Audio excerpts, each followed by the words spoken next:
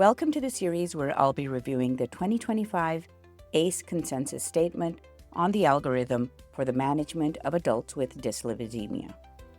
This is Endo in a Bite, where I break down complex concepts into bite-sized pieces you can actually remember.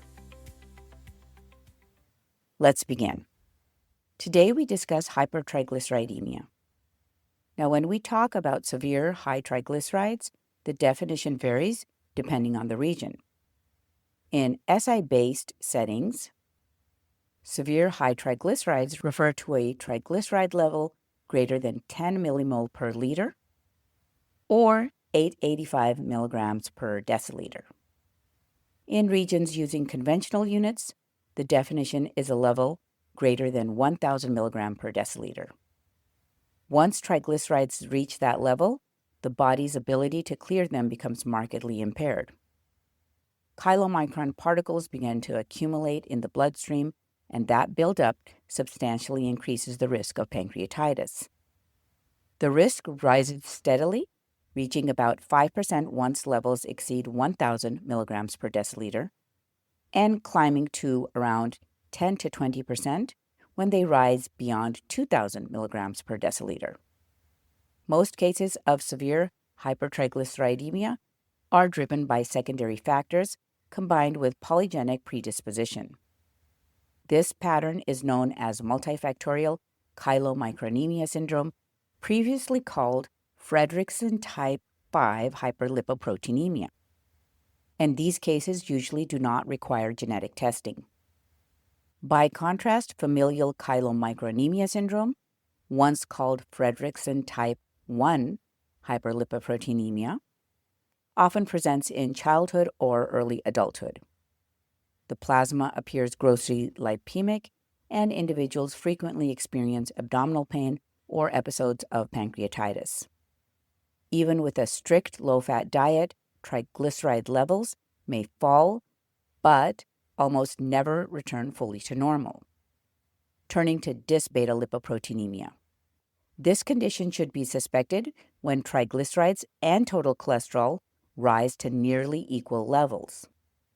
One of the classic findings is the presence of tuberous xanthomas on the elbows, the knees, or the backs of the hands.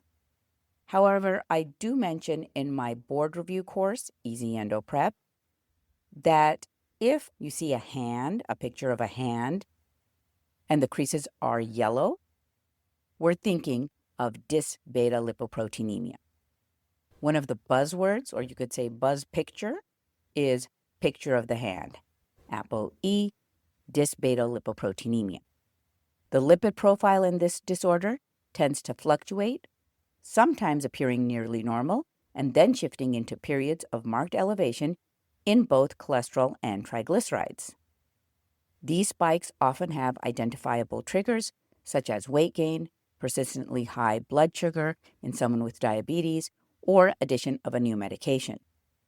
A close inspection of the lipid profile would reveal a surprisingly low plasma Apo B concentration and high ratios of triglycerides and total cholesterol to Apo B.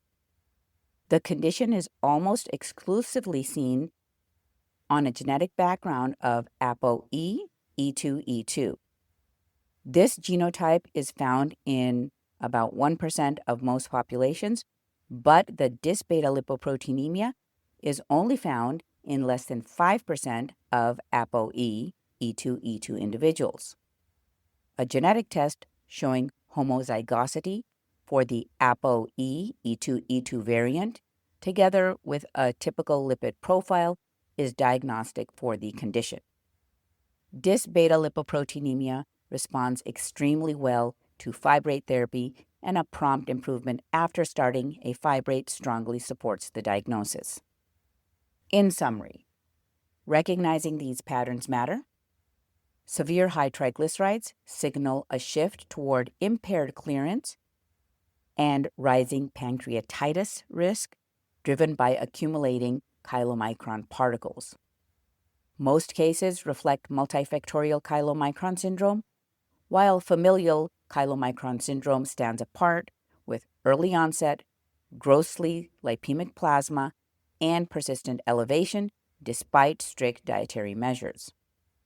Dysbetalipoproteinemia announces itself through matched rises in triglycerides and cholesterol, tuber eruptive xanthomas, fluctuating lipid levels, and a low apolipoprotein B, as well as the presence of the APOE E2 genotype. And when fibrate therapy produces a rapid and dramatic response, it reinforces the diagnosis. This was another bite-sized episode of Endo in a Bite. If a detail went by too quickly, do not worry. I've prepared the notes for you.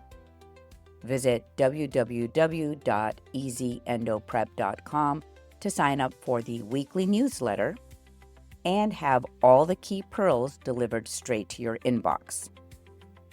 You can also purchase the full board review course there for deeper learning and ABIM exam prep.